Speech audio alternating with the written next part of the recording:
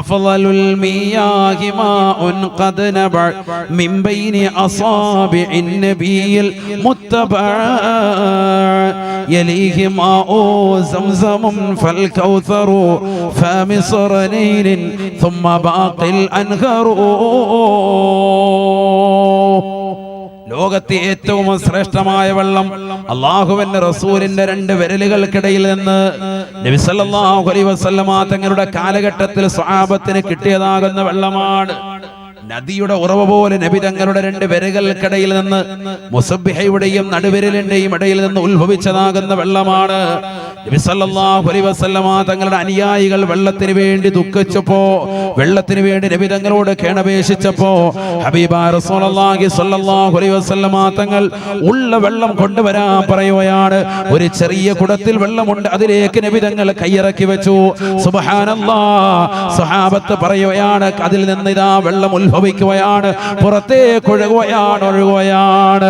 അന്ന് സ്വഹാബത്ത് മുഴുവനും അതിൽ നിന്ന് കുടിച്ചു. അവർക്ക് വേണ്ടുന്നത് മുഴുവനും അവർ അതിലൂടെ കൊണ്ടുവന്നു. ലോകത്തെ ഏറ്റവും ശ്രേഷ്ഠമായ വെള്ളം അല്ലാഹുവിന്റെ റസൂലിന്റെ രണ്ട് വിരലുകൾക്കിടയിൽ ഉത്ഭവിച്ച വെള്ളമാണ്. ആ വെള്ളത്തിനാണ് ലോകത്തെ ഏറ്റവും വലിയ ശ്രേഷ്ഠതയുള്ളത് എന്ന് ഉലമാക്കൾ രേഖപ്പെടുത്തുകയാണ്. ഏറ്റവും ശ്രേഷ്ഠതയുള്ള വെള്ളം അത് കഴിഞ്ഞുപോയി. രണ്ടാമത്തത് അത് അന്നുണ്ടായിരുന്നുള്ളൂ, അത് നബിയുടെ ആ സമയത്തോടെ അത് കഴിഞ്ഞ് അല്ലാഹ് സ്റ്റോപ്പാക്കി. സ്വഹാബത്തിന് വേണ്ടി മാത്രം, അക്കാലഘട്ടത്തിലുള്ള ആളുകൾക്ക് വേണ്ടി മാത്രം. രണ്ടാമത്തെ ശ്രേഷ്ഠതയുള്ള വെള്ളം പിന്നെ ശ്രേഷ്ഠതയുള്ള വെള്ളമാണ് സംസം വെള്ളം. പിന്നെ ഏറ്റവും ശ്രേഷ്ഠതയുള്ള വെള്ളം ഏതാ? രണ്ടാമത്തത് ഏതാണ്? സംസം വെള്ളം. ഏത് സംസം വെള്ളം? നമ്മൾ ഉംറയ്ക്കൊക്കെ പോയിട്ട് 5 ലിറ്റർ കൊണ്ടുവന്നിട്ട് മൂലയ്ക്ക് കൊണ്ട് തള്ളി വെച്ചിട്ടില്ല, അള്ളാഹത്തെ ജീവിതത്തിൽ കുടിക്കൂല. മരിക്കാറാകുമ്പോഴത്തേക്കും പഞ്ഞിക്കകത്ത് മുക്കിയിട്ട് ഇങ്ങനെ വാപ്പാടത്തോട്ട് ഉണ്ടാക്കി വരച്ചു കൊടുക്കുക. അപ്പൊ ഒന്ന് കുടിക്കുക വാപ്പ, ജീവിച്ചിരിക്കുമ്പോൾ ഒരു ഗ്ലാസ് വാപ്പാക്ക് കൊടുത്തിട്ടില്ല. ആ സംസം വെള്ളം അത് ഇന്നെങ്കിലും വീട്ടിൽ ചെന്നിട്ട് ഒരു ഗ്ലാസ് കുടിച്ചോ, അള്ളാഹു തൗഫീഖ് തരട്ടെ. എല്ലാവരുടെയും പരിപാടി ഇതാണ്. സംസം വെള്ളം ഇച്ചിരി സൂക്ഷിക്കണം, പക്ഷെ ഇത് വീട്ടിലുള്ളവർക്ക് ഒരു നേരവും കൊടുക്കൂല. അതിന് അവിടുന്ന് തന്നെ ഇങ്ങനെ ചെറിയൊരു ഗ്ലാസും വാങ്ങിച്ചുകൊണ്ട് വന്നിരിക്കുക. യാ അല്ലാഹ്, കാവ കുടിക്കുന്ന ഗ്ലാസ്സാ അത് പോയിട്ട് ഇവിടെ വന്നിട്ട് യാ അല്ലാഹ് എല്ലാവർക്കും ഇതിനകത്ത് കൊടുക്കുക. ആഹത്തായിട്ട് വയറ് നിറച്ചു കൊടുക്കൂല, വാപ്പാക്കും ഉമ്മാക്കും പോലും. അവസാനം മരിക്കാറായി കിടക്കുമ്പോ വാപ്പ മരിക്കല്ലേ വാപ്പ, ഇച്ചിരി സംസം വെള്ളം കുടിക്കുക വാപ്പ. പഞ്ഞിക്കകത്ത് മുക്കിയിട്ട് ചുണ്ടിലിട്ട് വരയ്ക്കാൻ, ചുണ്ട് നനച്ചു കൊടുക്കുക. യാ അല്ലാഹ് 10 വട്ടം വരച്ചു കൊടുക്കുക. അപ്പാണ് വാപ്പാക്ക് ഇച്ചിരി ഇറക്കാൻ തോന്നുന്നത്. ജീവിച്ചിരിക്കുമ്പോൾ കൊടുക്കലുണ്ട. ഇതൊക്കെ ശ്രദ്ധിച്ചോ, നിസ്സാര കാര്യമല്ല. ഏറ്റവും ശ്രേഷ്ഠമായ വെള്ളം ഇന്ന് കിട്ടുന്നതിൽ വെച്ച് സംസം വെള്ളം ശരിക്കും കുടിച്ചോ. അതല്ലേ സംസം വെള്ളം അവിടെ കിട്ടുമ്പോൾ വയറ് നിറയ്ക്കണമെന്നാ. സംസം കൊണ്ട് വയറ് നിറയ്ക്കണമെന്നാ. നമ്മളെന്ത് ചെയ്യുന്നു? വെച്ച് കുടിച്ച് മതി. തണുപ്പുള്ളതും തണുപ്പില്ലാത്ത ഒക്കെ ഉണ്ട് അവിടെ. എല്ലാം സെപ്പറേറ്റ് റെഡിയാക്കി വെച്ചിട്ടുണ്ട്. മക്കത്തും മദീനത്തും പോയത് അല്ലേ? പോയവരൊന്ന് കൈവർത്തിക്ക്. എത്ര പേരുണ്ട്? അൽഹംദുലില്ലാഹ്. പോകാത്തവർക്ക് ഇനി എത്രയും പെട്ടെന്ന് പോകാൻ അല്ലാഹു തൗഫീഖ് തരട്ടെ. സാഹിബ് പോയായിരുന്നല്ലേ? അല്ലാഹു പോകാൻ തൗഫീഖ് തരട്ടെ. അപ്പൊ സംസം വെള്ളമാണ് രണ്ടാമത്തെ ശ്രേഷ്ഠത. മൂന്നാമത്തേതാണ് ഫൽ കൗസർ, ഹൗദുൽ കൗസർ. ശ്രേഷ്ഠതയുടെ വിഷയത്തിൽ മൂന്നാമത്തേതാണ്. നബി സല്ലല്ലാഹു അലൈഹി വസല്ലം തങ്ങൾ കൊടുത്തിട്ടുള്ള ഹൗദുൽ കൗസറിലെ ഉലമാക്കൾ പറയുന്നു അത് ശ്രേഷ്ഠതയുടെ വിഷയത്തിൽ മൂന്നാമത്തേതാണ്. കാരണം നബിയുടെ വല്യാപ്പയാണ് ആര്? ഇസ്മായിൽ നബി അലൈഹി ഇസ്ലാം. ഇസ്മായിൽ നബി കാലിട്ടടിച്ച സ്ഥലത്തു നിന്ന് ഉത്ഭവിച്ച വെള്ളമാണ് സംസം വെള്ളം. നബി മോശമാക്കിയതല്ല, മറിച്ച് ഹൗദുൽ കൗസർ എന്ന് പറഞ്ഞാൽ തേനിനേക്കാൾ മധുരം, അഹ്ലാമിനൽ അസലി വ അബിയദു മിനൽ വരിഖി, വെള്ളിയേക്കാൾ നല്ല വെണ്മയുള്ള വെള്ളമാണ് സയ്യിദുനാ റസൂലുള്ളാഹി. വെള്ളി കണ്ടിട്ടില്ല, നല്ല ഒറിജിനൽ വെള്ളി. ആ വെള്ളിയുടെ അതിനേക്കാൾ വെണ്മയാണ്, നല്ല വെളുപ്പായിരിക്കും. തേനിനേക്കാൾ മധുരമായിരിക്കും, ഭയങ്കര ടേസ്റ്റാണ്. ആരെങ്കിലും ഹൗദുൽ കൗസർ എന്ന ഒരു കോപ്പ കുടിച്ചാൽ പിന്നെ ഒരിക്കലും അവന് ദാഹം ഉണ്ടാവൂല. സംസം വെള്ളത്തിന് അങ്ങനെയില്ല, കുടിച്ചാൽ വീണ്ടും ചിലപ്പോൾ ദാഹം ഉണ്ടാവും. മനസ്സിലായില്ലേ? അതേസമയത്ത് ഹൗദുൽ കൗസറിന് ഇങ്ങനെയൊക്കെയുള്ള മഹത്വമാണ്. ശ്രേഷ്ഠതയുടെ വിഷയത്തിൽ സംസം വെള്ളമാണ് ടോപ്പ്. അതിനേക്കാൾ ഒക്കെ പഠിച്ചു വെക്കണം. മുസ്ലിം സമുദായം അറിഞ്ഞോ, ഉലമാക്കൾ പഠിപ്പിച്ചതാണ്. പിന്നെ പിന്നെ നൈൽ നദിയുടെ വെള്ളമാണ് നാലാമത്തെ ശ്രേഷ്ഠതയുള്ള വെള്ളം. ഏറ്റവും ശ്രേഷ്ഠതയുള്ള നബിയുടെ കയ്യിൽ നിന്ന് ഉത്ഭവിച്ചു, അത് പോയി. ഇനി ഇപ്പോൾ ഉള്ളതിൽ വെച്ച് ഏറ്റവും ടോപ്പ് ഏതാ? സംസം വെള്ളം. പിന്നെ ശ്രേഷ്ഠതയുടെ വിഷയത്തിൽ ഹൗദുൽ കൗസർ. പിന്നെ ഏറ്റവും ശ്രേഷ്ഠതയുള്ളത് ഇതാ നൈൽ നദിയിലെ വെള്ളം. സുമ്മ ബാക്കിൽ അൻഹുറു. പിന്നെ കുമ്മനത്തുള്ള വെള്ളവും നമ്മുടെ ലീഗ് ജംഗ്ഷനിലുള്ള വെള്ളവും എല്ലാം സമമാണ്. ലോകത്തുള്ള എല്ലാ വെള്ളവും എന്താണ്? സമമാണെന്ന് അർത്ഥം. അപ്പൊ ഈ സംസം വെള്ളം കൊണ്ടാണ് നബി സല്ലല്ലാഹു അലൈഹി വസല്ലം തങ്ങളുടെ ഹൃദയം ശുദ്ധിയാക്കുന്നത്. നബിയുടെ ഹൃദയം കഴുകാണ്, കാരണം ഏറ്റവും ശ്രേഷ്ഠമായ വെള്ളം. അതുകൊണ്ട് ഹൃദയം നബി തങ്ങളുടെ കഴുകി 3 പ്രാവശ്യം ഇങ്ങനെ പലപ്പോഴായി ചെയ്തിട്ടുണ്ട് എന്ന് ഹദീസുകൾ കാണാം. എന്തിനു വേണ്ടിയാണ്? അതൊരു യാത്രയ്ക്ക്, അള്ളാന്റെ അടുത്തോട്ട് പോവാ. അപ്പൊ ഹൃദയം നല്ല സ്ഫുടമായിരിക്കണം, റബ്ബിന്റെ അടുക്കിലേക്ക് പോവാൻ. ഭയങ്കര യാത്രയാണത്. സത്യത്തിൽ അത് 2 ദിവസം പറയാൻ തന്നെ ഉണ്ട്, അതുപോലെ ഉണ്ട് വിഷയം. ഞാനത് ചുരുക്കി പറയണം, 5 മിനിറ്റിനുള്ളിൽ പറഞ്ഞിട്ട് നമുക്ക് വിഷയത്തിലേക്ക് വരാം. കാരണം ഈ രാവിന്റെ മഹത്വം നമ്മൾ അറിഞ്ഞിരിക്കണോ. അല്ലാഹു തൗഫീഖ് നൽകട്ടെ. നബീന റസൂലുള്ളാഹി സ്വല്ലല്ലാഹു അലൈഹി വസല്ലമ തങ്ങളെ കൊണ്ടുപോയാണ് ഉമ്മഹാനിയുടെ വീട്ടിൽ നിന്ന് റസൂലുള്ളാഹിയുടെ ഹൃദയം കഴുകി ശുദ്ധീകരിച്ചുകൊണ്ട് പരിശുദ്ധമായ മസ്ജിദുൽ ഹറാമിലേക്ക് കൊണ്ടുപോയാണ്. മസ്ജിദുൽ ഹറാമിലെത്തി റസൂലുള്ളാഹിയോട് പറയുകയാണ്, നബിയേ നബിയേ തവാഫ് ചെയ്യണേ റസൂലേ, പരിശുദ്ധമായ കഅബ തവാഫ് ചെയ്യണേ. وطف بالبيت 7 يا رسول الله. പരിശുദ്ധമായ കഅബ 7 പ്രാവശ്യം പ്രദർശനം വെക്കുകയാണ്. സുബ്ഹാനല്ലാഹ്. റസൂലുള്ളാഹി ബുറാഖ് എന്ന കമനീയമാകുന്ന വാഹനത്തിൽ അല്ലാഹുവിന്റെ റസൂലിനെ ജിബ്രീൽ കൊണ്ടുപോവുകയാണ്. പരിശുദ്ധമായ ഇസ്റാആണ്. പരിശുദ്ധമായ മക്കയിൽ നിന്ന് മസ്ജിദുൽ ഹറാമിൽ നിന്ന് മസ്ജിദുൽ അഖ്സ അൽ മസ്ജിദുൽ അഖ്സ ഏറ്റവും വിദൂരത്തുള്ള പള്ളിയാകുന്ന മസ്ജിദുൽ അഖ്സയിലേക്കുള്ള യാത്രയാണ്. പരിശുദ്ധമായ ഖുർആൻ സൂറത്തുൽ ഇസ്രായിലൂടെ അല്ലാഹു ഓർമ്മപ്പെടുത്തുകയാണ്, സുബ്ഹാനല്ലദീ യസ്റാ ബിഅബ്ദിഹി ലൈലാ മിനൽ മസ്ജിദിൽ ഹറാം ഇലൽ മസ്ജിദിൽ അഖ്സാ الذي باركنا حوله لنريه من آياتنا إنه هو السميع البصير. പരിശുദ്ധമായ മക്കയിൽ നിന്ന് പരിശുദ്ധമായ മസ്ജിദുൽ അഖ്സയിലേക്ക് രാത്രിയിൽ നിന്ന് വളരെ കുറഞ്ഞ സമയം പ്രയാണം നടത്തിയതാകുന്ന അല്ലാഹുവിനാണ് സർവസ്തുതിയും. അസ്റാ എന്ന് പറഞ്ഞാൽ രാത്രിയിൽ പ്രയാണം നടത്തുക, രാത്രിയിൽ യാത്ര ചെയ്യുന്നതിനാണ് ആ പദപ്രയോഗം ഉണ്ടാകുക. ലൈലൻ എന്ന് പറഞ്ഞാൽ നക്രയായിട്ടാണ് പ്രയോഗിച്ചത്. അല്ലൈൽ അലിഫും ലാമും കൂടി ചേർത്തിട്ടാണ് എങ്കിൽ രാത്രി മുഴുവനും എടുത്തു ആ യാത്രയ്ക്കെന്ന് വരും. അങ്ങനെയല്ല, ലൈലൻ രാത്രിയിൽ നിന്ന് വളരെ കുറഞ്ഞ സമയം മാത്രമാണ് ഈ സംഭവം നടന്നിട്ടുള്ളത്. ഇതേ രാത്രിയിൽ വളരെ കുറഞ്ഞ സമയത്തിന് നബി സല്ലല്ലാഹു അലൈഹി വസല്ലം തങ്ങൾ അലാമയുടെ വീട്ടിൽ വിശ്രമിച്ചതാണ്. നബി സല്ലല്ലാഹു അലൈഹി വസല്ലം തങ്ങളെ കൊണ്ട് ഒറ്റ പോക്ക് നേരെ മക്കത്തിൽ നിന്ന് പരിശുദ്ധമായ മസ്ജിദുൽ അഖ്സയിലേക്ക്. ആ കാലഘട്ടത്തിൽ, അന്ന് നബിയുടെ കാലഘട്ടത്തിൽ മക്കയിൽ നിന്ന് മസ്ജിദുൽ അഖ്സയിലേക്ക് പോകണമെങ്കിൽ 40 ദിവസം എടുക്കും. 40 ദിവസം എടുക്കും. പക്ഷെ പോയിട്ട് വന്നതാ വളരെ ചുരുങ്ങിയ സമയം കൊണ്ട്. അവിടം വരെ അല്ല, അവിടുന്ന് പിന്നെ അങ്ങോട്ട് പോയി. സുബ്ഹാനല്ലാഹ്. ഖുബ്ബത്തു സഹറായിൽ നിന്ന് തൊട്ടടുത്തുള്ളതാകുന്ന ഖുബ്ബയിൽ നിന്ന് പാറപ്പുറത്തുനിന്ന് ഒരൊറ്റ പോക്ക് നേരെ അള്ളാഹുവിന്റെ ഹദ്റത്തിലേക്ക്. അള്ളയെ പോയി കണ്ട് തിരിച്ച് നേരെ ഇവിടെ വന്നു. ആള് സുബഹിയായപ്പോൾ തിരിച്ചെത്തി. അതാണ് യാത്ര. അതെന്നാ നടന്ന? അത് ഈ രാത്രിയിലാണ്. ഹബീബായ റസൂലുള്ളാഹി സ്വല്ലല്ലാഹു അലൈഹി വസല്ലമ തങ്ങൾ ഇദാ മസ്ജിദുൽ അഖ്സയിലേക്ക് എത്തുകയാണ്. ഹബീബായ നബി തങ്ങൾ പറയുകയാണ്, റഅയ്തു മൂസാ യുസല്ലി ഫീ ഖബ്രിഹി ഇൻദ കസീബിൽ അഹ്മർ. പരിശുദ്ധമായ മസ്ജിദുൽ അഖ്സയുടെ പരിസരത്തുള്ളതാകുന്ന ചുവന്ന കുന്നിന്റെ താരത്തുള്ളതാകുന്ന പരിശുദ്ധമായ പള്ളിയുടെ ചാരത്തുള്ളതായ മഖാമിൽ ബഹുമാനപ്പെട്ട മൂസാ നബി നമസ്കരിക്കുക ഞാൻ എന്റെ കണ്ണുകൊണ്ട് കാണുകയാണ്. റഅയ്തു മൂസാ യുസല്ലി ഫീ ഖബ്രിഹി.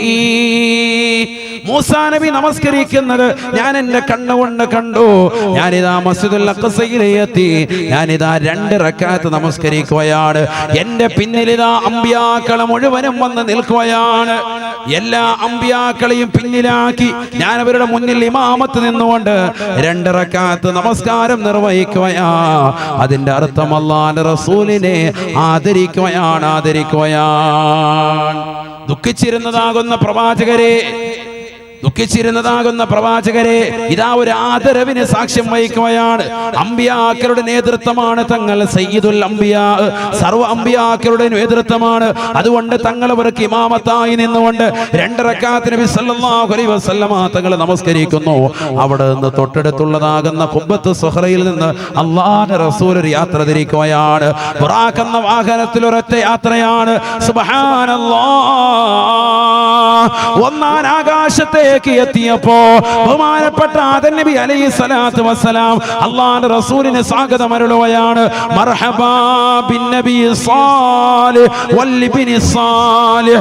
സ്വാഗതം സ്വാഗതം സ്വാഗതം. രണ്ടാം ആകാശത്തേക്ക് എത്തിയപ്പോ ബഹുമാനപ്പെട്ട സക്കരിയ നബി അലൈഹിസ്സലാം, ബഹുമാനപ്പെട്ട ഈസാ നബി അലൈഹിസ്സലാം സ്വാഗതമരുളുകയാണ്, സ്വാഗതമരുളുകയാണ്. രണ്ടുപേരും കൂടി സ്വാഗതമരുളുകയാണ്. അവിടെ നിന്ന് ഭൂതാകാശത്തേക്ക് കയറുകയാണ്. മൂന്നാം ആകാശത്തേക്ക് എത്തിയപ്പോ അവിടെ അതാ വാതിൽ തുറക്കാൻ പറഞ്ഞു. ആരാണെന്ന് ചോദിച്ചു. ജിബ്രീലാണെന്ന് പറഞ്ഞു. ഓരോ കവാടത്തിലും ചോദ്യമുണ്ട്, മറുപടിയുണ്ട്. അവിടെയെല്ലാം മറുപടി കൊടുത്തു. എന്റെ കൂടെയുള്ളത് മുഹമ്മദാണ്. വാതിലുകൾ തുറക്കപ്പെടുകയാണ്. കാരണം ഈ വാതിലുകൾ പടക്കപ്പെട്ടത്, ഈ ആകാശ സീമകളെ പടക്കപ്പെട്ടത്, അനന്തകോടി നക്ഷത്ര താരകങ്ങളെ സൃഷ്ടിക്കപ്പെട്ടത് ഈ പ്രവാചകർക്ക് വേണ്ടിയാണ്, പ്രവാചകർക്ക് വേണ്ടിയാണ്, ഈ മുഹമ്മദ് എന്ന നാമധേയത്തിന് വേണ്ടിയാണ്. അതുകൊണ്ട് തുറക്കാത്ത വാതിലുകളില്ല, തുറക്കാത്ത കവാടങ്ങളില്ല. എല്ലാ കവാടങ്ങളിലും മലക്കുകൾ നിന്നുകൊണ്ട്, പ്രവാചകന്മാർ നിന്നുകൊണ്ട് സാക്ഷ്യം വഹിക്കുകയാണ്. അവരിതാ സ്വാഗതമരുളുകയാണ്. മൂന്നാം ആകാശത്ത് യൂസുഫ് നബി അലൈഹിസ്സലാം സ്വാഗതമരുളുകയാണ്, സ്വാഗതം പറയുകയാണ്. നാലാം ആകാശത്ത് ഇദ്രീസ് നബി അലൈഹിസ്സലാം സ്വാഗതമരുളുകയാണ്. അഞ്ചാം ആകാശത്ത് ഹാറൂൻ നബി സ്വാഗതമരുളുകയാണ്. ആറാം ആകാശത്ത് മൂസാ നബി സ്വാഗതമരുളുകയാണ്. ഏഴാം ആകാശത്ത് ഇബ്രാഹിം നബി സ്വാഗതമരുളുകയാണ്. ഓരോ പ്രവാചകന്മാരും മർഹബാ മർഹബാ ബിൻ നബി സാലിഹ്, സാലിഹായ പ്രവാചകരെ കടന്നു വരണേ, കടന്നു വരണേ. എല്ലാവരും സ്വാഗതമരുളുകയാണ്. 7 ആകാശങ്ങൾ കഴിഞ്ഞു. വീണ്ടും ഇതാ പ്രയാണം നടത്തുകയാണ്. കൂടെ ജിബ്രീലുണ്ട്. ബുറാഖ് എന്ന വാഹനത്തിലാണ് യാത്ര. ആലമുൽ ജബറൂത്തും മലക്കൂത്തും നാസൂത്തും കഴിഞ്ഞ് അതാ പരിശുദ്ധമായ പ്രവാചകനുമായി പ്രകാശത്തിന്റെ പ്രോജ്വല പ്രഭയുടെ പരിസരമെത്തിയപ്പോ ജിബ്രീൽ നിൽക്കുകയാണ്. ജിബ്രീൽ നിൽക്കുകയാ. ജിബ്രീൽ പറയുകയാണ്, നബിയേ, ഇനി എനിക്കങ്ങോട്ട് പ്രവേശനമില്ല. ദഅനി തഖദ്ദം യാ ഹബീബി ലാ തഖഫ് അബ്ശിർ തുനാജി റബ്ബകൽ ഖയ്യൂമ സല്ലു അലൈഹി വസല്ലിമു തസ്ലീമാ. കടക്കുക പ്രവാചകരെ, തങ്ങൾ യാത്ര പോകൂ. എനിക്കിവിടെ വരെ വരാൻ പറ്റുകയുള്ളൂ. ഇനി അങ്ങോട്ട് വന്നാൽ എന്റെ ചിറകുകൾ കരിഞ്ഞു പോകും നബിയെ. തങ്ങൾക്ക് പോകാം, തങ്ങൾക്ക് പോകാം. അതിന് പാകപ്പെടുത്തിയിരിക്കുകയാണ് തങ്ങളുടെ ഹൃദയം, അതിന് പാകപ്പെടുത്തിയിരിക്കുകയാണ് തങ്ങളുടെ ശരീരം. കടന്നു പോകണേ റസൂലേ, കടന്നു പോകണേ റസൂലേ.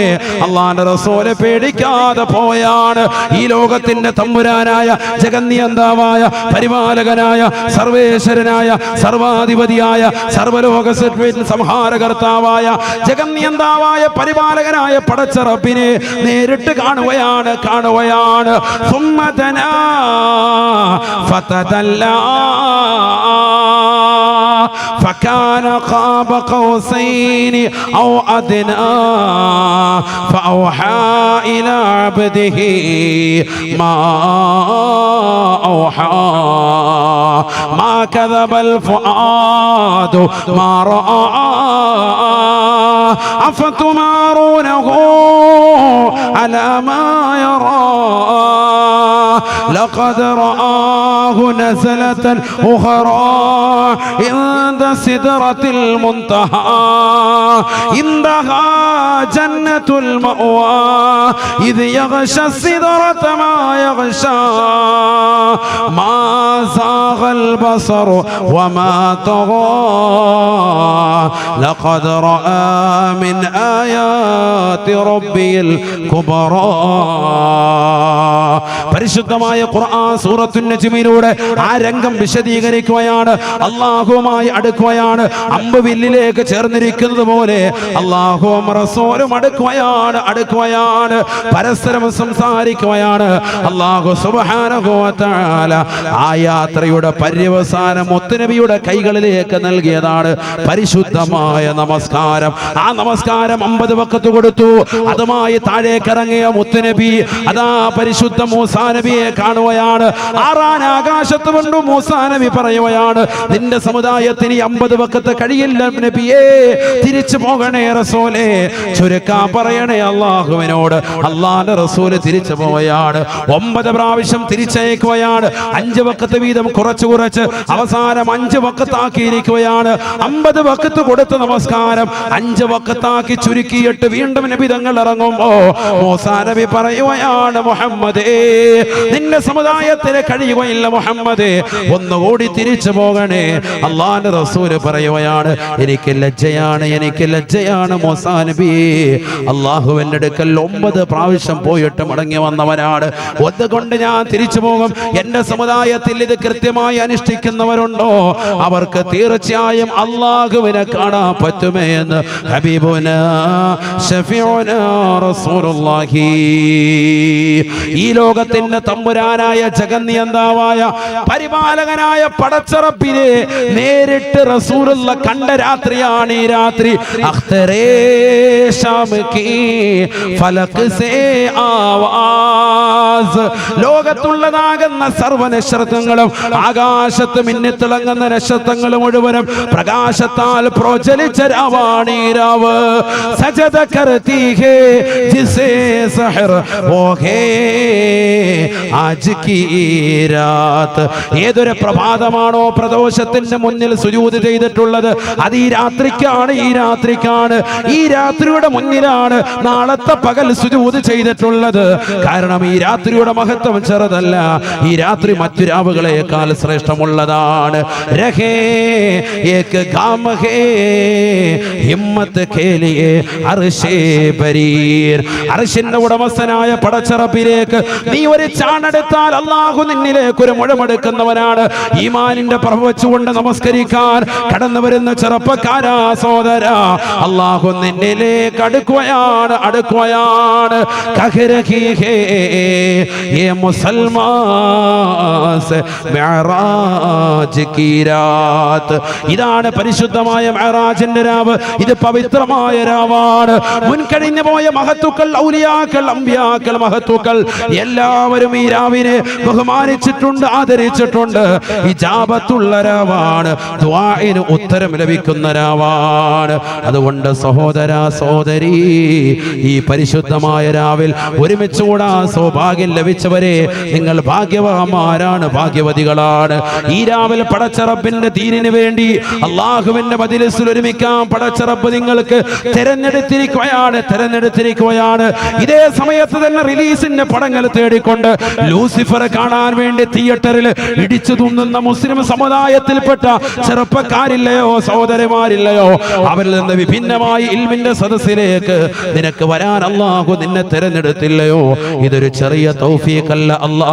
ഞങ്ങളെ നീ സ്വീകരിക്കണേ അല്ലാ, നീ സ്വീകരിക്കണേ റബ്ബേ, നീ ഖബൂലാക്കണേ അല്ലാ. ഹബീബായ നബി തങ്ങൾ അല്ലാഹുവിനെ കണ്ട് തിരിച്ചു വരുമ്പോ നമ്മുടെ കൈകളിലേക്ക് നൽകിയ നമസ്കാരം നീ ചിട്ടവച്ചോ? 5 വഖത്ത് നമസ്കാരം സുബ്ഹിയും ളുഹറും അസ്റും മഗ്രിബും ഇശാവും കൃത്യമായി നിർവഹിക്കുന്നുണ്ടോ?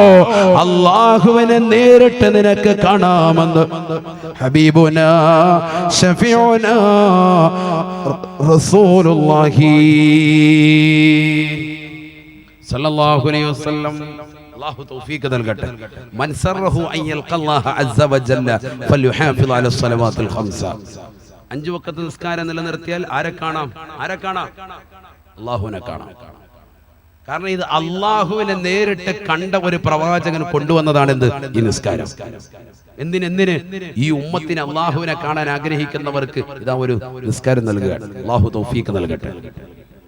ഈ ലോകത്ത് ഏറ്റവും സൗന്ദര്യവാനാരാണ്? മുഹമ്മദ് റസൂലുള്ളാഹി. ആ നബിയെ സൃഷ്ടിച്ചതാരാ? ആരാണ്? അല്ലാഹു. അപ്പൊ അല്ലാഹു എത്ര വലിയ സൗന്ദര്യവാനായിരിക്കും? നീ ചിന്തിക്കാത്തതെന്താ? നീ സിനിമാ നടനെ കണ്ടിട്ട് എന്തൊരു ഗ്ലാമർ, ഇത് മേക്കപ്പ് ചെയ്തേക്കല്ലേ? 6 മണിക്കൂറായിട്ട് അയവ റൂമിൽ നിന്ന് ഇറങ്ങുന്നില്ല, മേക്കപ്പ് ചെയ്തിട്ടാണ് ഇങ്ങോട്ട് ഇറങ്ങിയിട്ട് ഈ കോലത്തിലായത്. യഥാർത്ഥ രൂപം കണ്ട പേടിക്കുമല്ലോ.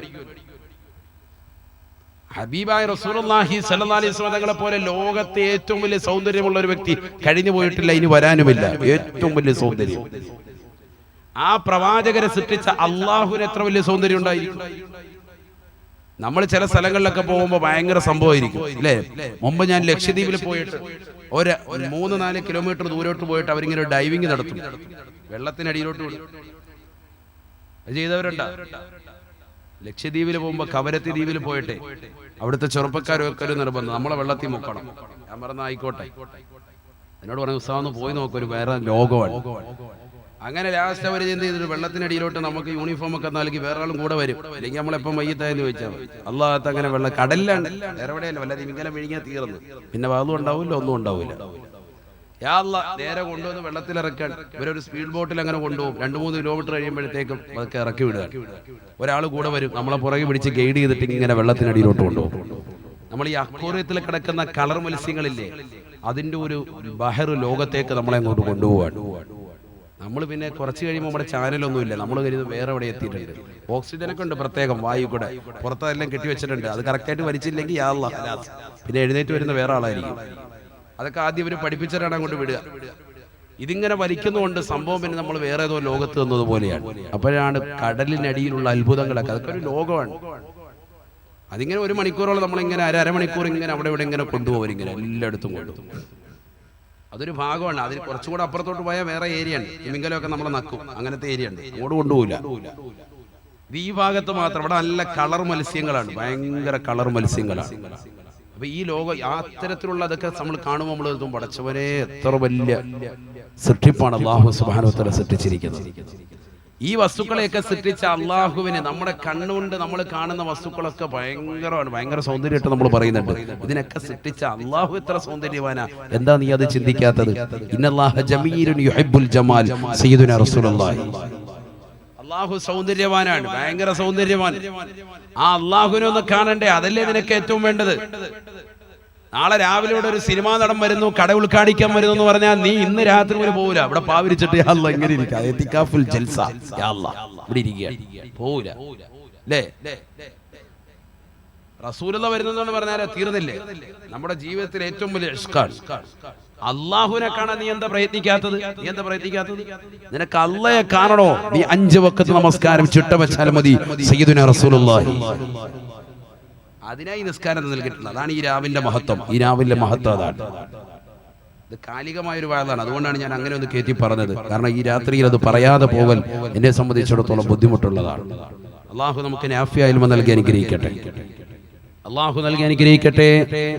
നാളത്തെ ദിവസം കൊണ്ട് ഒരാൾ ഒഴിയരുത്. ഒക്കെ എല്ലാവരും സുന്നത്ത് നോമ്പ് അനുഷ്ഠിക്കൂല ഇൻഷാ അല്ലാഹ്. മെഹറാജിന്റെ സുന്നത്ത് നോമ്പ് അല്ലാഹു തആലയ്ക്ക് വേണ്ടി ഞാൻ കരുതി എന്ന് നിയ്യത്ത് വെച്ചു. ഇപ്പൊ തന്നെ വെച്ചാൽ റാഹത്താണ്. നേരം വെക്കുമ്പോ കണ്ട് ഇപ്പൊ തന്നെ വെച്ചാൽ മതി. റജബ് 27-ന്റെ സുന്നത്ത് നോമ്പ്, മെഹറാജിന്റെ സുന്നത്ത് നോമ്പ് അല്ലാഹു തആലയ്ക്ക് വേണ്ടി നാളെ പിടിച്ചുവിട്ടാൻ ഞാൻ കരുതി എന്ന് കരുതിയ റാഹത്ത്. അല്ലാഹു തൗഫീഖ് നൽകട്ടെ. ഇരിക്കുന്ന എല്ലാവരും അങ്ങനെ മനസ്സുകൊണ്ടാൻ കരുതിക്കോ. ഇനിയിപ്പോ നാളെ നീളം വെക്കാൻ നിൽക്കണ്ട. അല്ലാഹു തൗഫീഖ് നൽകട്ടെ. നാളത്തെ ഒരു ദിവസം സുന്നത്ത് നോമ്പ് പിടിച്ചോ, അമൽ ചെയ്ത് ദ്വാരക്ക്. ഈ രാത്രി ഭയങ്കര ഇജാബത്തുള്ളതാണ്. ഇനിയിപ്പം നേരത്തെ പോയിട്ട് കിടക്കല്ലോ, ഒരു 10 മിനിറ്റ് കൂടെ ഇരുന്നോളി. കുറച്ചേനോടെ പറയാലോ അല്ലേ, 11 വരെ പോലെ ഇരിക്കൂലേ. നമുക്ക് 2 കടമകളോട് പറയാണ്ട്. ഇനി മക്കൾക്കും മക്കളോടുള്ള 2 കടമകൾ മാതാപിതാക്കളെ ഒന്നേ പറഞ്ഞിട്ട് 2 നമുക്കൊന്ന് ഓടിച്ചു പറയാം. ഇൽമാണ്, നമ്മൾ വേറെ പാട്ടും കൂത്തൊന്നുമില്ലല്ലോ. ഇരുന്നോളി, ഉപയോഗപ്പെടും ജീവിതത്തിൽ. അല്ലാഹു തൗഫീഖ് നൽകട്ടെ. ശ്രദ്ധിക്കും, നല്ലതുപോലെ ശ്രദ്ധിക്കും. അപ്പൊ ഒന്നാമത്തെ കടമ യസ്തൻജിബ ഉമ്മഹു, കുട്ടിയുടെ മാതാവിനെ തിരഞ്ഞെടുക്കണം. അഥവാ ഉമ്മ സാലിഹത്തായിരിക്കണം. ഉമ്മ മാത്രമല്ല ഉപ്പയും സാലിഹായിരിക്കണം. ഒക്കെ ശ്രദ്ധിക്കേണ്ടത്. നമ്മുടെ മകൾക്ക് കല്യാണച്ചക്കനെ ആലോചിക്കുമ്പോൾ അവൻ കള്ളുകുടിക്കുന്നവനാണോ, വിഭജിക്കുന്നവനാണോ, മോശപ്പെട്ട സ്വഭാവമുള്ളവനാണോ അന്വേഷിക്കണം നമ്മൾ. അല്ലാതെ ആള് നല്ല ചെറുക്കുണ്ട്, ഫോട്ടോ കൊണ്ടുവന്നു, നല്ല രസമുണ്ട്, നല്ല തുളിച്ച ചെറുക്കനാണ്, നല്ല തക്കാളിപ്പഴം പോലെ ഉണ്ട്. എന്ത് കാര്യത്തിൽ? എന്താ കറി വെക്കാൻ പോകുന്നു? തക്കാളിപ്പഴം പോലെ ഉണ്ട്. നമുക്ക് നമ്മുടെ ജീവിതത്തിൽ റാഹത്താണ്ടേ, മക്കളുമായിട്ട് ജീവിതം ഒന്നിച്ചു പോകണ്ടേ. ഫോട്ടോ കണ്ടിട്ടോ നല്ല ചെക്കനാണെന്ന് പറഞ്ഞിട്ട് കാര്യമില്ല. ഇവൻ എന്തിനു കൊള്ളാം? ദീനുണ്ടോ? മദ്രസയിൽ പഠിച്ചിട്ടുണ്ടാ? ഇന്നാരാ ചോദിക്കുന്നത്? ഇന്ന് വിവാഹം കഴിക്കുന്നതാകുന്ന നവദമ്പതിമാര് കല്യാണത്തിന് കാണുമ്പോൾ പരസ്പരം കാണൽ ചടങ്ങ് നടത്തുമ്പോൾ ആര് ചോദിക്കുന്നു? ദീനിന്റെ ക്വാളിറ്റി ആരാ ചോദിക്കുന്നത്? മദ്രസയിൽ എത്ര വരെ പഠിച്ചു എന്നുള്ളത് ഒരു 25 ഏജിന് അല്ല 30 വയസ്സ് മുമ്പോട്ടുള്ളവരൊക്കെ ചോദിച്ചിട്ടുണ്ടാവും ഈ സദസ്സിൽ. അതിന് ഇങ്ങോട്ടുള്ളവർ ചോദിക്കൂല. ഇപ്പോഴത്തെ കാലത്ത് ഒട്ടുമില്ല അതൊക്കെ. മദ്രസയിൽ എത്ര വരെ പഠിച്ചു ആരെങ്കിലും ചോദിക്കുമോ? ചിലപ്പോ ഇപ്പൊ ചിന്തിക്കുന്നുണ്ടാവും മിക്ക ഭർത്താക്കന്മാര്, ശരിയാണല്ലോ ഓൾ എത്ര വരെ പഠിച്ച, ഇന്നൊന്നും പോയി ചോദിക്കണം എന്ന് കരുതുന്നുണ്ടാവും. കുട്ടികൾ 5 ആയിക്കോട്ടെ, ഇപ്പോഴായിരിക്കും കരുതുന്നത് ഇന്നെന്തെങ്കിലും ഉത്സാഹം വീട്ടിൽ പറഞ്ഞു തരിക, എന്ന് വീട്ടിൽ പോയിട്ട് ചോദിക്കണം, നീ എത്ര വരെ പഠിച്ചടി മദ്രസയിൽ എന്നൊന്ന് ചോദിക്കണമെന്ന് കരുതുന്ന കാക്കാന്മാരുണ്ടാവും. അതാണ് നമ്മുടെ അവസ്ഥ. അത് ചോദിക്കൂല, ബാക്കിയൊക്കെ ചോദിച്ചിട്ടുണ്ടാവും. എത്രയാണ് ശ്രീധരൻ നമുക്ക് കിട്ടുക, വല്ലോണ്ടോ, റാഹത്താണ്, വളയെത്രയാണ്, കാരണം ഇത് കഴിഞ്ഞാൽ ഉടനെ വിൽക്കാനുള്ളതാണ്, ഒക്കെ കറക്റ്റായിട്ട് പോയി. അള്ളാഹു നമ്മളെ കാത്തിരക്ഷിക്കുമാറാവട്ടെ. അല്ലേ? ശരിയല്ലേ? ദീൻ നമ്മൾ ശ്രദ്ധിക്കുന്നില്ല. ദീനാണ് ശ്രദ്ധിക്കേണ്ടത്. അതിൽ നമ്മൾ ഒരുപാട് പിറകോട്ട് വന്നതുകൊണ്ടാണ് ഈ പ്രശ്നങ്ങളൊക്കെ. മക്കള് സാലിഹാകാത്തത് അവിടെയാണ്. വളരെ ശ്രദ്ധിക്കേണ്ട ഒരു ഘടകമാണ്. നബിയുനാ റസൂലുള്ളാഹി സ്വല്ലല്ലാഹു അലൈഹി വസല്ലം തങ്ങൾ പറയുകയാണ്, ലാ തസിനൂ ലാ തസിനൂ, നിങ്ങൾ വ്യഭിചരിക്കരുതേ, വ്യഭിചരിക്കരുതേ. അഥവാ കണ്ണുകൊണ്ടുള്ള നോട്ടം, അന്യരിലേക്കുള്ള നോട്ടം, അത് കണ്ണിന്റെ വ്യഭിചാരമാണ്, വ്യഭിചാരമാണ്. കണ്ണുകൊണ്ട് വ്യഭിചരിക്കരുതേ. നാവ് കൊണ്ട് അന്യരിലേക്കുള്ള ഭാഷണം, അത് നാവിന്റെ വ്യഭിചാരമാണ്, നാവ് കൊണ്ട് വ്യഭിചരിക്കരുതേ. ചുണ്ട് കൊണ്ടുള്ള ചുംബനം, അത് ചുണ്ടിന്റെ വ്യഭിചാരമാണ്, ചുണ്ട് കൊണ്ട് വ്യഭിചരിക്കരുതേ. കൈ കൊണ്ടുള്ളതാകുന്ന പിടുത്തം, അത് കൈയുടെ വ്യഭിചാരമാണ്, കൈ കൊണ്ട് വ്യഭിചരിക്കരുതേ, വ്യഭിചരിക്കരുതേ. കാലുകൊണ്ട് വ്യഭിചരിക്കരുതേ. ഹറാമായ സ്ഥലത്തിലേക്കുള്ള നിന്റെ യാത്ര, അത് കാലിന്റെ വിചാരമാണ് എന്ന് ഹബീബുനാ ശഫീഉനാ റസൂലുള്ളാഹി. ബാംഗ്ലൂരിലേക്ക് ഞാൻ വെറുതെ പോയതാണ് ഉസ്താദേ, അവിടെ റെഡ് സീറ്റ് ഉണ്ടെന്ന് പറഞ്ഞു, അതൊന്ന് കാണാൻ വേണ്ടി യാത്ര ചെയ്തതാണ്. ആ യാത്ര തന്നെ വ്യഭിചാരമാണ്. ഹബീബായ റസൂലുള്ളാഹി. റെഡ് സീറ്റ് ഒന്ന് കാണുക, റാഹത്താകുക, അവിടേക്ക് ഒന്ന് പോവുക. അങ്ങോട്ടൊക്കെയുള്ള യാത്ര തന്നെ കാലിന്റെ വിചാരമാണ്. ഹബീബ റസൂലുള്ളാഹി സ്വല്ലല്ലാഹു അലൈഹി വസല്ലം തങ്ങൾ പറയുകയാണ്, ഈ അവയവങ്ങൾ മുഴുവനും നീ വ്യഭിചരിക്കാതെ സൂക്ഷിക്കണേ. എന്തുകൊണ്ടെന്നാൽ നിങ്ങളിൽ ആരെങ്കിലും ഈ അവയവങ്ങൾ കൊണ്ട് വ്യഭിചരിച്ചാൽ ഫയുദ്ഹിബല്ലാഹു ലദ്ദത നിസായികും മിൻ അജ്വാഫികും, നിങ്ങളുടെ മനസ്സിന്റെ കത്തളങ്ങളിൽ നിന്ന് അല്ലാഹു സുബ്ഹാനഹു വ തആല നിങ്ങളുടെ ഭാര്യയോടുള്ള, നിങ്ങളുടെ ഇണകളോടുള്ള താല്പര്യത്തെ അല്ലാഹു എടുത്തു കളയുമേ എന്ന് ഹബീബുനാ ശഫീഉനാ റസൂലുള്ളാഹി. ഭാര്യയോടുള്ള താല്പര്യം ഉണ്ടല്ലോ, മഹബ്ബത്ത്, സ്നേഹം അല്ലാഹു എടുത്തു കളയും. നമ്മൾ കണ്ണുകൊണ്ട് വിചരിച്ചാൽ സാധേ നമ്മളാരും വിചരിക്കുന്നില്ല. രാത്രിയിൽ ഇന്റർനെറ്റ് വെച്ചിട്ട് 2GB അംബാനി മാമൻ തന്നിട്ടുണ്ട്. യാ അല്ലാഹ്, ഇതെന്തിനാ തീർക്കുന്നത്? നീ ഉള്ള അശ്ലീലത കണ്ടിട്ടല്ലേ, അതുകൊണ്ടാ കണ്ണിന്റെ വിചാരം എന്ന് പറയുന്നത്. രാത്രി സൺവീലിയാണ്ട് ഡെയിലി അടിച്ച് കണ്ടിട്ടല്ലാതെ ഹയവാൻ ഉറങ്ങൂല, എല്ലാ ദിവസവും നോക്കുക. അപ്പൊ കണ്ണിന്റെ വ്യഭിചാരമാണ്, കണ്ണിന്റെ വ്യഭിചാരമാണ്. ഈ ഹറാമാകുന്ന കാഴ്ച നീ കണ്ടിട്ട് പിന്നെ നിന്റെ ഭാര്യയുമായി നീ ശാരീരിക ബന്ധത്തിൽ ഏർപ്പെടുമ്പോ നിനക്ക് മുമ്പുണ്ടായിരുന്ന സ്നേഹവും മഹബത്തും ആസ്വാദനവും അതിലുണ്ടാവുകയില്ല എന്ന് സയ്യിദുനാ റസൂലുള്ളാഹി. സ്നേഹം അല്ലാഹു കുറച്ചു കളയും. ഇതൊക്കെയാണ് ഇന്ന് സമുദായത്തിൽ സംഭവിച്ചത്. അതുകൊണ്ടാണ് ഉസ്താദെ 40 വയസ്സുള്ളതാകുന്ന എന്റെ ഭാര്യ ഒളിച്ചോടി 3 മക്കളെ ഇട്ടേച്ച് അവള് പോയത് പറയുന്നവരുണ്ട്. എന്തുകൊണ്ട്? അവരുടെ മനസ്സിലുള്ള മഹബത്ത് കുറയ്ക്കു പോകുന്നു. എന്തുകൊണ്ട്? കണ്ണ് സൂക്ഷിക്കാത്തത് കൊണ്ട്, കണ്ണ് സൂക്ഷിക്കാത്തത് കൊണ്ട്. ഇല്ലെങ്കിൽ അവരുടെ ശരീരത്തിന്റെ അവയവങ്ങളെ സൂക്ഷിക്കാത്തത് കൊണ്ട് ഏതെങ്കിലും നിലയ്ക്ക് അവയവങ്ങൾ കൊണ്ട് വിചരിക്കുന്നുണ്ടാവും. ഒന്നില്ലേ ഫോൺ കൊണ്ട്, നാവ് കൊണ്ട് വിചരിക്കുക, കാതുകൊണ്ട് വിചരിക്കുന്നുണ്ടാവും രാത്രിയിൽ. അപ്പൊ അള്ളാഹു ഭർത്താവിനോടുള്ള മഹബത്ത് കുറയ്ക്കും ഓരോ ദിവസം കഴിയുന്നു. കാരണം നീ വിചരിക്കുകയാണ്. സാധാരണ ഞങ്ങൾ ബന്ധപ്പെട്ടില്ല. ബന്ധം ഇതാണ്. ഏത് ബന്ധം? ഫോണിലൂടെ ഉള്ള ബന്ധം, സംസാരം, നാവിന്റെ വിചാരം, കാതിന്റെ വിചാരം, അത് മതി. അതിലൂടെ നിങ്ങളുടെ മഹബത്ത് എടുത്തു കളയും സയ്യിദുനാ റസൂലുള്ളാഹി. അപ്പൊ അതൊരു വലിയ വിഷയം തന്നെയാണ്. അയ്യസ്തൻജിബ ഉമ്മഹു, കുട്ടിയുടെ മാതാവിനെ തിരഞ്ഞെടുക്കണം, സാലിഹത്തായിരിക്കണം, ഒന്നാമത്തെ കടമയാണ്. അതൊക്കെ മനസ്സിലാക്കേണ്ട വിഷയമാണ്. അന്യമതത്തിൽപ്പെട്ട പെണ്ണാണ്, നല്ല സൗന്ദര്യമുണ്ട് മുസ്ലിയാരെ, ആ സൗന്ദര്യത്തിൽ ഞാൻ വീണുപോയതാണെന്ന് പറയുന്ന ചെറുപ്പക്കാരുണ്ട്. പാടില്ല. സൗന്ദര്യമല്ല അടിസ്ഥാനം, ദീനാണ് അടിസ്ഥാനം. ദീനാണ് അടിസ്ഥാനം. ഹബീബ റസൂലുള്ളാഹി സ്വല്ലല്ലാഹു അലൈഹി വസല്ലമ തങ്ങൾ പറഞ്ഞില്ലയോ, ഇയ്യാകും ഖദറാഇദ്ദമൻ, നിങ്ങൾ നിങ്ങളെ സൂക്ഷിക്കണേ, ഖദറാഉദ്ദമനിനെ സൂക്ഷിക്കണേ. ഖാലൂ വമാ ഖദറാഉദ്ദമനി യാ റസൂലല്ലാഹ് വമാ ഖദറാഉദ്ദമനി യാ ഹബീബല്ലാഹ്. ഹബീബ റസൂലുള്ളാഹി സ്വല്ലല്ലാഹു അലൈഹി വസല്ലമ തങ്ങളോട് സഹാബത്ത് ചോദിക്കുകയാണ്, നബിയേ എന്താണ് ഖദറാഉദ്ദമൻ എന്ന് പറഞ്ഞാൽ ഒന്ന് പറഞ്ഞു തരണേ റസൂലേ. ഹബീബായ റസൂലുള്ളാഹി സ്വല്ലല്ലാഹു അലൈഹി വസല്ലമ തങ്ങൾ പറയുകയാണ്, അൽ മർഅത്തുൽ ഹസന ഫീ മംബത്തി സൂ, കാണാൻ കൗതുകമുള്ള പെണ്ണാണ്, സൗന്ദര്യമുള്ള പെണ്ണാണ്, പക്ഷേ കുപ്പത്തൊട്ടിയിൽ ജനിച്ചു വളർന്ന പെണ്ണാണ്, മുസ്ലിമത്തായ പെണ്ണല്ല. അന്യമതത്തിൽപ്പെട്ട പെണ്ണിനെ കലാലയങ്ങൾ വെച്ച് പ്രേമിക്കുന്നവരില്ലയോ, അല്ലാതെ പ്രേമിക്കുന്നവരില്ലയോ. നീ നമസ്കാരമുള്ളവനാണ്, നീ മദ്രസയിൽ വന്നുകൊണ്ട് ഖുർആൻ ഓതൽ പഠിച്ചവനാണ്, നീ ദിക്ർ ചെല്ലുന്നവനാണ്, നീ സുബഹി കഴിഞ്ഞ് യാസീൻ ഓതുന്നവനാണ്, നീ മഗ്രിബ് കഴിഞ്ഞ് യാസീൻ ഓതുന്നവനാണ്, നീ സൂറത്തുൽ വാഖിയ പാരായണം ചെയ്യുന്നവനാണ്, നീ സൂറത്തുൽ മുൽക്ക് ഓതുന്നവനാണ്, നീ വിശുദ്ധ ഖുർആനുമായി ബന്ധപ്പെട്ട ജീവിതം നയിക്കുന്നവനാണ്, നീ പാതിരാത്രി തറാവീഹ് നമസ്കരിക്കാൻ റമദാനിൽ പള്ളിയിലേക്ക് പോകുന്നവനാണ്, നീ ജുമുഅ ജമാഅത്തുകൾക്ക് കൃത്യമായി പങ്കാളിത്തം വഹിക്കുന്നവനാണ്, നീ സുന്നത്ത് നോമ്പുകൾ അനുഷ്ഠിക്കുന്നവനാണ്, നീ ദിക്റുകൾക്ക് പ്രാധാന്യം അർഹിക്കുന്നവനാണ്. ആ പ്രാധാന്യമുള്ള സ്ഥലത്തിലേക്ക്, സ്വലാത്തിന്റെ മജ്ലിസുകളിലേക്ക്, ഇൽമിന്റെ മജ്ലിസുകളിലേക്ക് രാത്രിയുടെ യാമങ്ങളിൽ പ്രയാണം നടത്തുന്നവനാണ്. മോശപ്പെട്ട ഫിലിമുകൾ കാണാതെ, നിന്റെ ഫോണിലൂടെ സിനിമ കാണാതെ, വാളുകൾ കേട്ടുകൊണ്ട് രാത്രിയുടെ യാമങ്ങളെ തള്ളി നീക്കുന്നവനാണ്.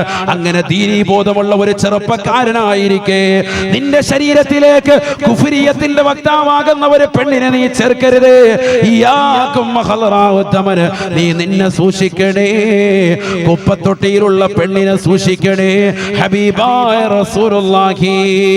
ഇന്ന് മുസ്ലിം സമുദായത്തിലെ എത്രയോ സഹോദരിമാര്, 18 വയസ്സുള്ള എത്രയോ മംഗമാരി, എത്രയോ സഹോദരിമാര്, അവർ വിളിച്ചു പറയുകയാണ്, വാപ്പാ എനിക്ക് ഇന്ന മതത്തിൽപ്പെട്ട ചെറുപ്പക്കാരനുമായി സ്നേഹമാണ് ഉപ്പാ. ഒരു വാപ്പയുടെ മുന്നിൽ വന്നുകൊണ്ട് തുറന്നു പറച്ചിലാണ് സ്ത്രീകൾ, ഉമ്മയുടെ മുന്നിൽ വന്നുകൊണ്ട് തുറന്നു പറയുകയാണ്, എനിക്ക് ഇന്ന ചെറുപ്പക്കാരനുമായി, ഇന്ന മതത്തിൽപ്പെട്ട സഹോദരനുമായി സ്നേഹമാണ്, പ്രേമമാണ്.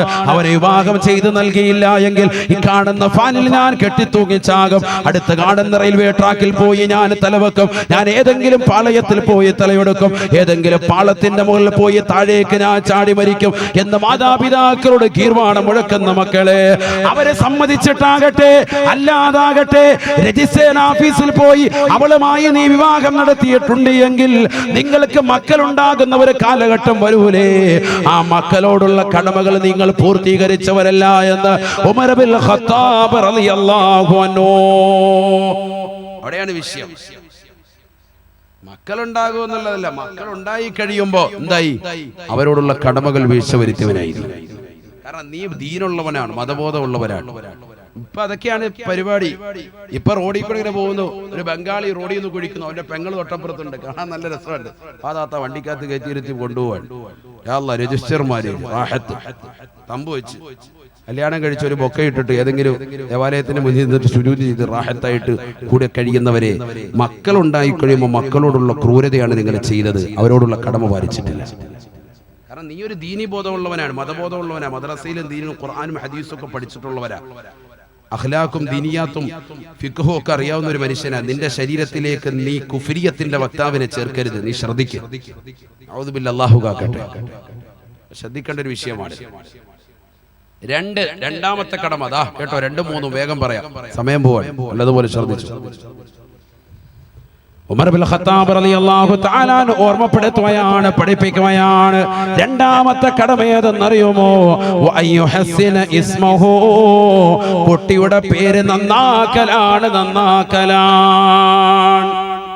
നല്ല പേര് മക്കൾക്ക് ഇട്ടുകൊടുക്കണം മാതാപിതാക്കൾ. ഇത് വളരെ ശ്രദ്ധിക്കേണ്ട ഒരു വിഷയമാണ്. ഇന്ന് മാതാപിതാക്കൾ, അധിക ആളുകൾ, മുസ്ലിം സമുദായത്തിലുള്ള പല ആളുകളും അശ്രദ്ധ പതിപ്പിക്കുന്ന ഒരു വിഷയമാണ് പേരിടൽ കർമ്മം. പേരിടൽ നല്ലതല്ല, എന്തെങ്കിലുമൊക്കെ ഇന്റർനെറ്റ് തപ്പാണ്, യാ അല്ലാഹ് പേര് വായി തോന്നുന്ന കണ്ടിടുക. ലോകത്തിലെ ഏറ്റവും വലിയ എൻസൈക്ലോപീഡിയ അല്ലേ ഇന്റർനെറ്റ്. എന്ത് ചോദിച്ചാൽ യാ അല്ലാഹ് ഗൂഗിളിൽ അടിച്ചു നോക്കിയാൽ അതിന്റെ അർത്ഥം കിട്ടും. അപ്പൊ യാ അല്ലാഹ് പറഞ്ഞ അടിച്ചു കൊടുക്കാൻ ഒരു പദം അടിച്ചു കൊടുത്തു, അവരെന്തെങ്കിലും ഒരു അർത്ഥം പറയുന്ന യാ അല്ലാഹ് സ്വീകരിച്ചു വിട്ടുകൊടുത്തു. പാടില്ല. ആലിമീങ്ങളോട് ചോദിക്കണം. നമ്മുടെ നാട്ടിൽ ഉലമാക്കളില്ലേ, പണ്ഡിതന്മാരില്ലേ, സാദാത്യങ്ങളില്ലേ? ആ ഉലമാഇനോട്, പണ്ഡിതന്മാരോട് നമ്മൾ അഭിപ്രായം അന്വേഷിക്കണം. എന്താണ് ഉസ്താദ് ഇതിന്റെ അർത്ഥം? ഉസ്താദിനോട് നമ്മൾ ചോദിക്കണം. ചില ആളുകളുണ്ട് 50 പേരുമായിട്ട് വരും, ഉസ്താദ് മൻഹലുമായിട്ട് ഇരിക്കുകയാണ്. യാ അല്ലാഹ് പേര് എത്ര കൊടുത്താലും തീരൂല. പിന്നെ ഓരോ അസറാമ്പുറത്തും വരും, മാരിമാകുമ്പോ പിന്നെ വരും. അങ്ങനെ വേണ്ട. നല്ല ഒരു 5-6 പേര് നമ്മൾ നോക്കിയിട്ട് അതിൽ നമുക്ക് ഏറ്റവും ഇഷ്ടപ്പെട്ടതിന്റെ സെലക്ട് ചെയ്തിട്ട് നമ്മൾ അർത്ഥം ചോദിക്കും. ഇത് അർത്ഥം ചോദിക്കൽ തന്നെ ഒരു പരിപാടിയായിട്ട് വെച്ചിരിക്കുക. അത് വേണ്ട. നല്ല രീതിയിൽ അർത്ഥം ചോദിച്ചു. അള്ളാഹു തൗഫീഖ് നൽകട്ടെ. നമുക്കൊക്കെ നമ്മുടെ പേരിന്റെ അർത്ഥം എന്ന് അറിഞ്ഞിരിക്കണം. ആർക്കറിയാം? മിക്ക ആൾക്കാർക്കും അറിയില്ല. പേര് മോശമാണെങ്കിൽ മാറ്റണം, പേര് മോശമാണെങ്കിൽ മാറ്റണം. റസൂലുള്ളാഹി സ്വല്ലല്ലാഹു അലൈഹി വസല്ലം തങ്ങൾ പറയുകയാണ്, തസമ്മൂ ബി അസ്മാഇൽ അംബിയാ, അംബിയാക്കളുടെ പേര് നിങ്ങൾ വെക്കണേ. ഹബീബായ റസൂലുള്ളാഹി. ആദം എന്ന പേരുള്ളവരുണ്ടോ? ഈസാ എന്ന പേരുള്ളവരുണ്ടോ? മൂസ എന്ന പേരുള്ളവരുണ്ടോ? സക്കരിയ എന്ന പേരുള്ളവരുണ്ടോ? യഹ്യ എന്ന പേരുള്ളവരുണ്ടോ? യൂനുസ് എന്ന പേരുള്ളവരുണ്ടോ? ബഹുമാനപ്പെട്ട മുഹമ്മദ് എന്ന പേരുള്ളവരുണ്ടോ? ഹൂദ് എന്ന പേരുള്ളവരുണ്ടോ? ഹബീബായ റസൂലുള്ളാഹി സല്ലല്ലാഹു അലൈഹി വസല്ലമ തങ്ങളടക്കം വരുന്ന 25 അമ്പിയാക്കളുടെ പേരുകൾ പരിശുദ്ധമായ ഖുർആനിൽ പറഞ്ഞിട്ടില്ലേ? ആ പേരുകൾ നിങ്ങൾ വെക്കണേ. ഹബീബായ റസൂലുള്ളാഹി. അമ്പിയാക്കളുടെ പേര് നിങ്ങൾ വെക്കണേ. സയ്യിദുനാ റസൂലുള്ളാഹി ഉണ്ട്. ആ പേരുള്ളവരുണ്ടോ ഈ സദസ്സിൽ? അമ്പിയാക്കളുടെ പേര് ആർക്കെങ്കിലും ഉണ്ടോ? അൽഹംദുലില്ലാ, അല്ലാഹു കബൂലാക്കട്ടെ. ഒരാള് അല്ലാഹു സ്വീകരിക്കുമാറാവട്ടെ. മുഹമ്മദ് എന്നുള്ള പേരുള്ളവരുണ്ടോ? മുഹമ്മദ്. പിന്നെന്താ ഇപ്പൊ കൈ ഉയർത്തുന്നത്? മുഹമ്മദ് എന്നുള്ള പേരുടെ അമ്പിയാക്കളുടെ പേരല്ല, പിന്നെന്താ നേരത്തെ കൈ ഉയർത്തുന്നത്? സെപ്പറേറ്റ് ചോദിക്കട്ടെ എന്ന് കരുതി. അല്ലാഹു സ്വീകരിക്കട്ടെ. മുഹമ്മദ് എന്നുള്ള പേര് മാത്രം ഇടുന്നതിന് ഭയങ്കര മഹത്വമാണ്. നമ്മളാരും ഇത് ശ്രദ്ധിക്കാറില്ല. മുഹമ്മദ് എന്നുള്ള പേര് മാത്രം ഇടുക. നബീന റസൂലുള്ളാഹി സ്വല്ലല്ലാഹു അലൈഹി വസല്ലം തങ്ങൾ പറയുകയാണ്, മൻ കാന ലഹു സലാസത്തും മിനൽ വലദ് ഫലം യുസമ്മ വാഹിദും മിൻഹും മുഹമ്മദാ ഫഖദ് ജഹില. ഹബീബായ റസൂലുള്ളാഹി സ്വല്ലല്ലാഹു അലൈഹി വസല്ലം തങ്ങൾ ഓർമ്മപ്പെടുത്തുകയാണ്, പഠിപ്പിക്കുകയാണ്. ആർക്കെങ്കിലും 3 മക്കളുണ്ടായിരിക്കെ അതിൽ ഒരാൾക്ക് പോലും മുഹമ്മദ് എന്ന പേര് അവൻ വെച്ചിട്ടില്ല എങ്കിൽ, മൻ കാന ലഹു സലാസത്തും മിനൽ വലദ് ഫലം യുസമ്മ വാഹിദും മിൻഹും മുഹമ്മദാ.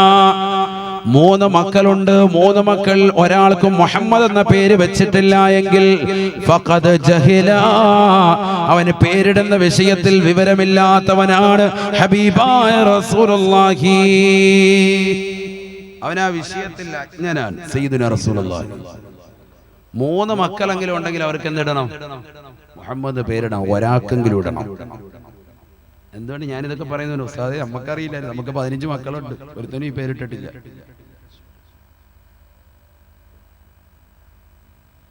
നമ്മളാരോടും ചോദിക്കുന്നില്ല. ആലിമീങ്ങളോടും ദീനിന്റെ അഹ്ലുകാരോടും നമ്മൾ ഇതിനെ കുറിച്ചൊന്നും ചോദിക്കുന്നില്ല. ഒക്കെ നമുക്കറിയാം. മിക്ക ആളുകളും കച്ചവടം ചെയ്ത് കുടുങ്ങി പലിശയുമായി ബന്ധപ്പെട്ട് തകർന്ന് തരിപ്പണമാകുമ്പോൾ ഓടി വരും, മുസ്ലിയാരെ ഒരു മുട്ട മന്ത്രിച്ച് തല ഒന്ന് ഊതി തരണം, നമ്മളാകെ തകർന്നിരിക്കുകയാണ്. അപ്പോഴാ മുസ്ലിയാര്. അതിനു മുമ്പ് മുസ്ലിയാരില്ല. കട ഉദ്ഘാടിക്കാൻ കൊണ്ടുപോയത് സിനിമാ നടിയായിരുന്നു, ചെണ്ടമേളമായിട്ട്. യാ അല്ലാഹ്, മനസ്സിലായില്ല? അപ്പൊ മുസ്ലിയാരെ വേണ്ടായിരുന്നു. അന്ന് മുസ്ലിയാരെ സുബഹി കഴിഞ്ഞിട്ട് ഷട്ടർ പകുതി താഴ്ത്തിയിട്ട് അടിയിൽ കൂടെ എരച്ചകത്ത് കയറ്റിയിട്ട് അരണ്ട വെളിച്ചത്തിൽ ഒരു യാസീൻ ചോദിച്ചിട്ട് 100 രൂപ ചുരുട്ടി കൈ കൊടുത്തിട്ട് ഹാജിയാര് പറഞ്ഞു വിട്ട് 10 മണിയായപ്പോഴത്തേക്ക് ഐശ്വര്യ റായി കൊണ്ടുവന്ന് കട ഉദ്ഘാടിച്ച ചെണ്ടമേള കെട്ടി കെട്ട കെട്ട കെട്ട കെട്ട എല്ലാം നശിച്ച് തകർന്ന്. പിന്നെ മുസ്ലിയാരുടെ തോടി വരും, മുസ്ലിയാരെ കോഴിമുട്ട അല്ലാഹ് തലേ ഊത്. അതാണ് നമ്മുടെ പരിപാടി. നമുക്കതാണ് അവസ്ഥ. അഊദു ബില്ലാഹി കാക്കട്ടെ.